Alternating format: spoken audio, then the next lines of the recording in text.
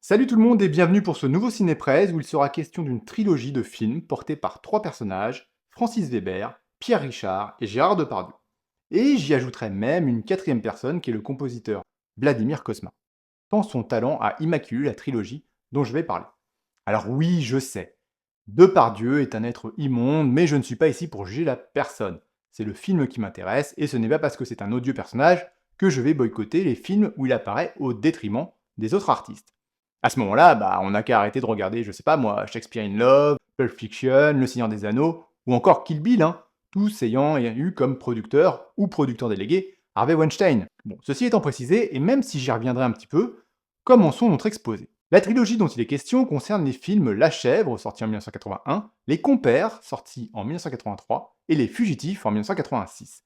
Ça tombe bien, c'est d'ailleurs mon classement personnel des trois. Ma rétro sera divisée en 4 parties. Dans la première, je ferai un retour carrière sur les 4 célébrités que je viens d'évoquer, et ensuite j'aborderai les 3 films.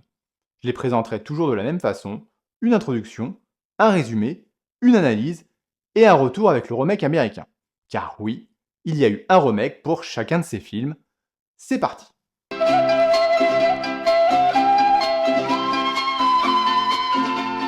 Notre histoire commence avec un homme, Francis Weber. Alors Francis est un homme multicasquette, né en 1937. Il commence ses aventures aux côtés de Jacques Martin et signe une comédie musicale en 1964, Petit Patapon. Je vous passe les détails de sa vie, mais sachez qu'il va commencer à avoir un petit succès avec sa pièce suivante, L'Enlèvement, fortement inspiré du kidnapping de l'épouse de Marcel Dassault. Ce petit succès va lui permettre de lui ouvrir les portes du cinéma, puisqu'il va y être adapté sous le nom Appelez-moi Mathilde, réalisé par Pierre Mondy, avec Jacqueline Maillan et Michel Serrault. Nous sommes en 1969. Le film marche très mal et Francis Weber va retourner au théâtre et il livre ainsi la pièce Le Contrat, où un tueur est emmerdé par un homme particulièrement maladroit. Petit succès également qui trouvera sa place au cinéma sous le nom L'Emmerdeur, porté par l'énormissime Lino Ventura et le cultissime Jacques Brel. Le premier dans le rôle du tueur costaud, le second de l'emmerdeur maladroit. En termes de personnages récurrents, les Anglais ont James Bond, les Américains Superman ou Batman, et nous on a Pignon, François Pignon. Pas le même sex appeal. Et oui, car dans L'Emmerdeur, on a la première apparition de François Pignon, l'archétype principal de Weber, ce petit homme dans la foule comme il le dit souvent. Il est parfois appelé Perrin, mais Weber préfère Pignon et il apparaîtra dans quasiment tous ses films. Pignon, c'est le personnage quelconque dont tout le monde se moque, mais qui, selon Weber, va progressivement prendre le pas sur son binôme généralement très costaud. Et Weber aime particulièrement le prénom François ou Françoise, puisqu'il apparaît dans bon nombre de ses réalisations. Au cinéma, Pignon a été tenu par Jacques Brel, Pierre Richard, Jacques Villeray, Daniel Auteuil, Gad Elmaleh et Patrick Timsit. Quant à Perrin, Pierre Richard l'a utilisé à 5 reprises, Patrick Devers une fois, tout comme Jean-Pierre Mariel et Patrick Bruel. À ce titre d'ailleurs, Patrick Bruel fut le dernier à s'appeler ainsi en 1996. Savez-vous qu'une association de François Pignon s'était constituée pour se plaindre? Tous des François Pignon. Tous des François Pignon. Il m'est arrivé une histoire étonnante. C'est schizophrène comme truc. Parce que il m'a envoyé une lettre, un des membres de l'association, avec son téléphone portable dessus. Et je lui dis, je vais l'appeler pour le rassurer, pour le conforter. Et pour un auteur, téléphoner à son personnage, c'est étonnant. Eh oui, Pignon est souvent le gentil con dans les films de Weber. Et forcément, ça plaît pas à tout le monde. Et je téléphone, et je dis, allô François Pignon? J'entends oui. C'est Francis Weber à l'appareil. Silence, et il me dit, salaud. Un peu comme les prénoms Régis du temps des nuls. Dans notre série, Régis est un con. Aujourd'hui, Régis est un gros. Bref, la pièce Le Contrat est un succès et Weber travaille à nouveau pour le cinéma. Et le réalisateur Georges Lautner est intéressé par un synopsis qu'il avait écrit comme suite d'Appelez-moi Mathilde. C'est ainsi que sortira Il était une fois un flic, une comédie policière portée par Michel Constantin dans le rôle de Campana. Un nom qui vous dit sans doute quelque chose. C'est un succès, le premier au cinéma pour Weber en tant que scénariste. C'est à ce moment-là que sa carrière va décoller. Et c'est au tour du Contrat de passer au grand écran en 1973, cette fois-ci avec Lino Ventura qui n'avait pas voulu du rôle de Campana. Et le fringant maladroit Jacques Brel. Énorme succès, et Weber s'engage dans la durée avec le cinéma Gaumont. Ainsi, à la même époque, il signe le scénario du Grand Blond avec une chaussure noire, où il collabora pour la première fois avec Pierre Richard. Oui, mais pourquoi une chaussure noire? C'est en 1976 qu'il réalise son premier film, Le Jouet, avec Pierre Richard dans le rôle principal. Mais ce n'est pas un franc succès. Le jouet fera l'objet d'un remake avec Daniel Auteuil dans le rôle du milliardaire et Jamel Debbouze dans le rôle du jouet. Ça vaut clairement pas le film de Weber, mais il se laisse regarder.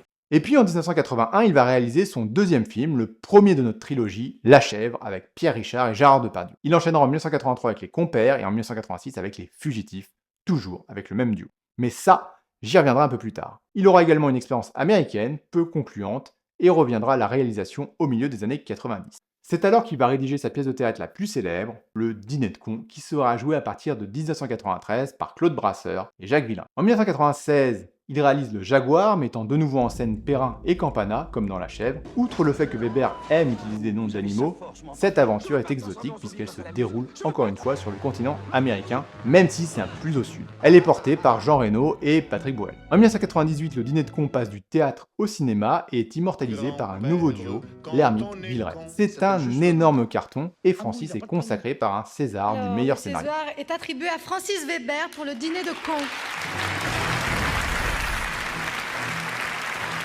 Ensuite, il enchaînera d'autres œuvres avec plus ou moins de réussite, dont Le Placard, qui met en avant la thématique de l'homosexualité en entreprise, Tais-toi, qui reprend son format habituel du dur et du casse-pied simplet, et en l'occurrence, c'est un inversement de rôle pour Depardieu qui reprend ce rôle de simplet. Il a prouvé en jouant Obélix qu'il pouvait jouer autre chose que les gros durs. En 2006, il réalise la doublure avec Gad Elmaleh, film passable. Il retourne ensuite au théâtre, remonte l'emmerdeur avec Tim Berry et en fera un nouveau film qui sera un échec total.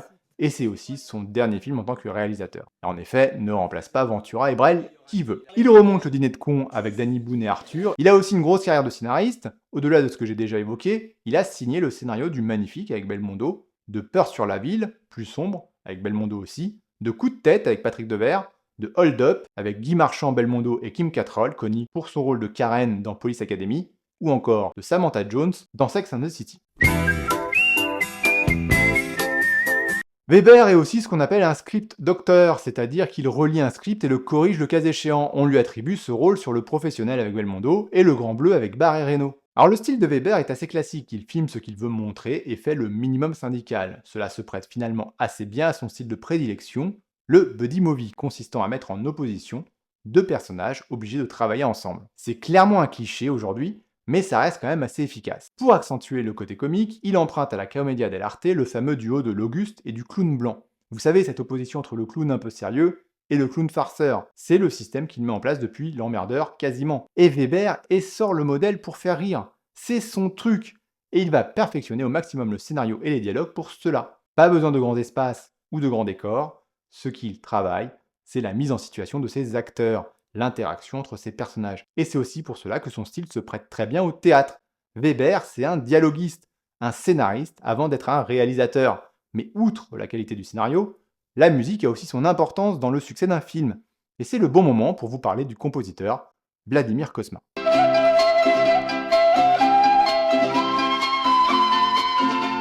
Avant de parler des acteurs, parlons très rapidement de Vladimir Cosma. Ce compositeur est véritablement un génie d'origine roumaine. Il a signé un paquet de bandes originales dans les années 60 à 2000. C'est sûr que vous en connaissez plein. Tenez ça par exemple. Ah, c'est lui. Et ça?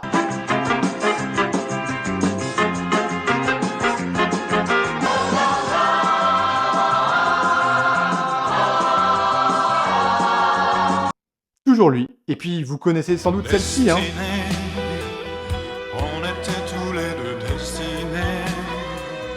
C'est encore lui. Vous citer tous ses films serait énormissime, il y en a trop. Il a bossé aussi sur 2 téléfilms, des séries et même des dessins animés, genre ça. L'enfant des âges farouches, Rahan, plus vite que le vent. Rahan, c'est lui. Et il a composé l'un de mes génériques préférés, celui-ci. On l'appelle le dauphin, il est pur comme la neige. Non, pas celui-là, non.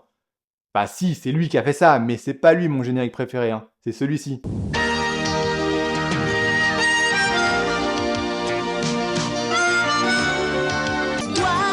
enfant de la terre, écoute-moi. Vers Arcadia, vers les mondes engloutis. Il a été récompensé à plusieurs reprises, notamment un César de la meilleure musique originale pour Diva et 2 Sets d'or pour des téléfilms. Un grand artiste.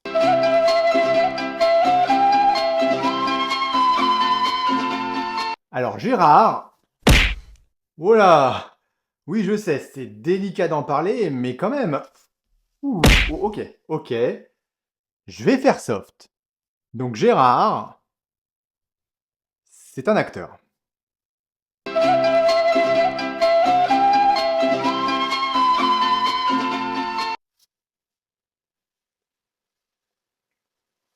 Bon, je vais quand même vous parler un peu de Gérard. Non, pas si fort.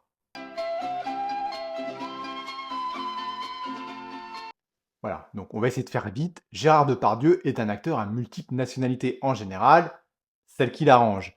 Il a surtout été révélé dans le film Les Valseuses avec Patrick Devers, son grand rival de l'époque, et Miu Miu. Il a même joué avec Robert De Niro dans le film 1900, qui raconte l'histoire de l'Italie en 4 grands actes. Malgré l'image qu'on a de lui aujourd'hui, c'est un grand acteur.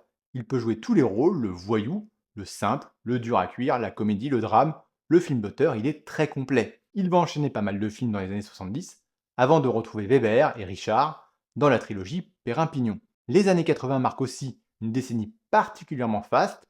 Il joue Martin Guerre, Danton, Jean de Florette, Rodin, et il enchaîne dans les années 90 avec Cyrano de Bergerac, Christophe Colomb, Porthos, Vatel, D'Artagnan, ou encore Mazarin. Cyrano était d'ailleurs un film nommé aux Oscars, tout comme Depardieu dans le premier rôle. Sauf que voilà, un scandale explose déjà à l'époque. Dans un journal, il révèle avoir assisté à un viol à l'âge de 9 ans, sauf qu'en anglais, le mot assist s'entend comme le mot aider, ce qui donne un tout autre sens. Du moins, c'est ce qu'expliquera Depardieu. Et c'est Jeremy Irons qui remportera la célèbre statuette à ce moment-là. To Jeremy Irons,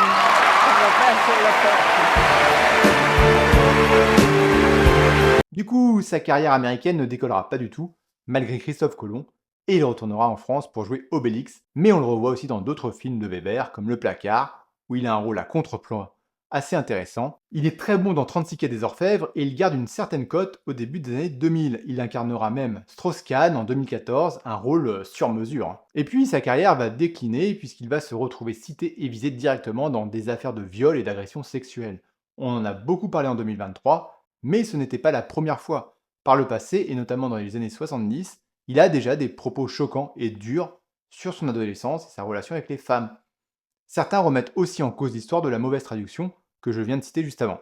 Et l'affaire a eu de grosses conséquences dans le milieu artistique, entre ceux qui défendent la star et ceux qui le critiquent. Faut-il pour autant censurer tous ces films? C'est une vraie question. La Chèvre est ma comédie préférée pour plein de raisons, notamment personnelles. Dois-je m'interdire de la regarder? Dois-je mettre de côté tous les autres artistes qui ont œuvré? Alors que j'espère et que je souhaite vivement que la justice fasse son travail et condamne l'acteur à la hauteur de ce qu'il a commis. Évidemment.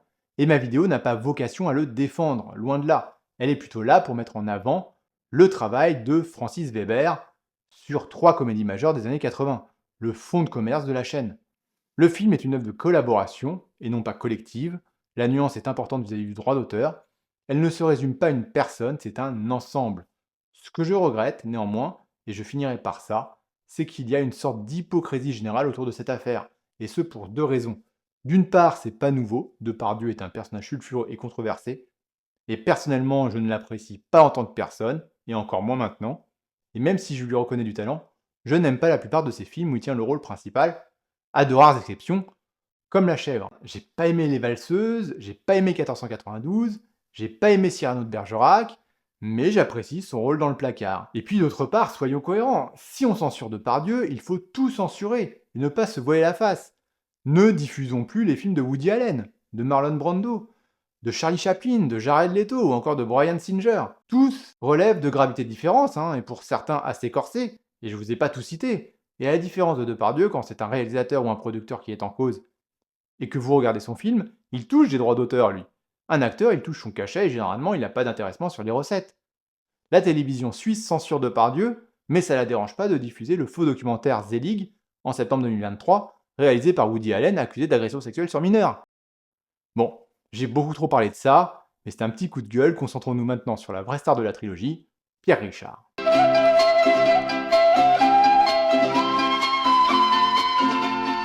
Né en 1934 de son vrai nom Pierre Defay, le petit Pierrot est issu de la bourgeoisie et prend des cours de théâtre avant ses 20 ans, même si le métier d'acteur n'est pas vu comme un vrai métier par ses parents. C'est pour ça qu'il s'essaye aussi à la kinésithérapie. Il va quand même débuter au théâtre dans les années 60 et déjà se spécialise dans le burlesque. C'est sa marque de fabrique. Il débute au cinéma dans le film Alexandre le Bienheureux d'Yves Robert, qui lui dira alors qu'il n'est pas un comédien mais un personnage. Et c'est vrai que Pierre Richard va jouer le même personnage burlesque, naïf, distrait, gentil, et surtout très maladroit. Et c'est pas facile de jouer un maladroit crédible, Pierre Richard le dira d'ailleurs, qu'il faut être très adroit pour être maladroit. Pour jouer les maladroits au cinéma, il faut être très adroit. Parce qu'un maladroit, il ratera sa maladresse. Il aura raté son ratage. Donc pour faire tomber un verre sans qu'on s'aperçoive qu'il a fait exprès de faire tomber le verre, il faut être très adroit. Et du coup, son premier grand rôle au cinéma illustre parfaitement ce personnage, le distrait, en 1970. Il joue le rôle d'un jeune publicitaire très maladroit, et donc distrait. Ah, et puis c'est Vladimir Cosma à la musique. Et le film marche très bien. Oh, je vous prie de m'excuser, monsieur. Pardon. Il enchaîne avec d'autres succès, et notamment en 1972, le film qui va le propulser en tant que star de la comédie, Le Grand Blond avec une chaussure noire, scénarisé par Weber et réalisé par Yves Robert. C'est un gros succès en France comme à l'étranger, et l'acteur devient bankable. Toute proportion gardée, bien sûr. Il va s'essayer à des rôles différents, mais ça marche pas trop. Il tourne avec Jane Birkin et envisage de former un duo avec De Funès dans le célèbre film L'aile ou la cuisse. Mais finalement, le projet prend du retard, et Pierre Richard refusera le scénario définitif. Il retourne interpréter le Grand Blond et retrouvera Weber dans son premier film avec Le Jouet, où il deviendra François Perrin pour la première fois. J'ai prévenu votre fils que je ne savais pas monter. Il sait pas descendre non plus. Il réalise le film Je suis timide mais je me soigne en 1978 et tournera avec Gérard Rouy avant de retrouver Weber pour la fameuse trilogie. Hélas, Weber partant tenter sa chance aux États-Unis, une 4e collaboration n'aura pas lieu. Et il est vrai que c'est après Les Fugitifs que sa carrière va décliner. Il optera pour un rôle à contre-emploi dans Bienvenue à bord en 1990, puis reviendra à la comédie. Mais c'est plus la même chose. Et se fait de plus en plus discret, se tourne vers le théâtre et la télévision, notamment dans Sans famille, où il reprend le rôle de Vitalis. Il continue de tourner, mais reprend plutôt des seconds rôles, voire des troisièmes rôles. Il connaîtra la consécration pour sa carrière avec le César d'honneur en 2006. Pourquoi moi ? D'ailleurs, je vois au silence de la salle que vous dites aussi pourquoi lui. Ses plus grands succès, ceux qui ont façonné sa légende, il les a eus dans les années 70 et 80. Le Grand Blond d'un côté et La Chef de l'autre. Et ça tombe bien, c'est le sujet de la rétro. Les présentations étant faites, vous êtes maintenant prêts pour entendre la suite qui arrivera dans quelques jours. En attendant, prenez soin de vous.